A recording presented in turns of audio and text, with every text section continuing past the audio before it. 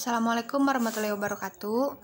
Saya Putri Wulandari, kelas 11 MIA 3. Di sini saya akan menjelaskan masa pemerintahan Republik Batav, dimulai dari latar belakang munculnya Republik Batav sampai proses runtuhnya Republik Batav. Masa pemerintahan Republik Batav pada tahun 1795 terjadi perubahan di Belanda. Muncullah kelompok yang menamakan dirinya kaum patriot. Kaum ini terpengaruh oleh semboyan revolusi Prancis, yaitu liberty artinya kemerdekaan atau egalit yang artinya persamaan, dan fraternit yang artinya persaudaraan. Berdasarkan ide dan paham yang digelorakan dalam revolusi Prancis itu, maka kaum patriot menghendaki perlunya negara kesatuan.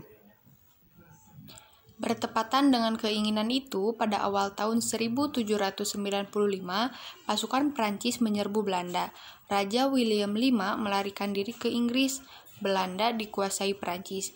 Dibentuklah pemerintahan baru sebagai bagian dari Prancis yang dinamakan Republik Batav, yaitu pada tahun 1795 sampai 1806.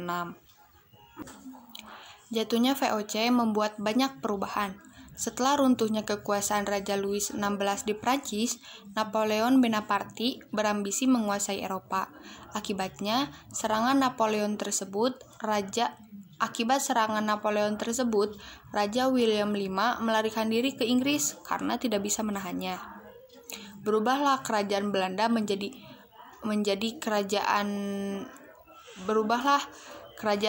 menjadi Republik Batav dengan Louis Napoleon sebagai penguasanya.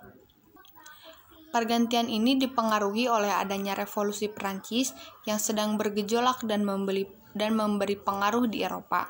Itu berarti bahwa daerah jajahan Belanda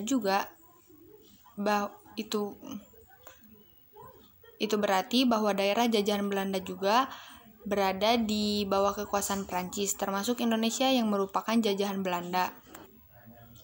Terbentuknya Republik Batav adalah pada tahun 1975. Hal ini berdampak pada daerah jajahan VOC selaku wakil pemerintahan Belanda di Nusantara. Lalu sang penguasa Louis Napoleon mengutus seorang Belanda pro-Prancis bernama Herman Willem Daendels yang diberi tugas mempertahankan Hindia Belanda dari Inggris yang terikat of London dengan Belanda. Daendels juga menjadi gubernur Jenderal Belanda di Indonesia pada tahun 1808 sampai 1811.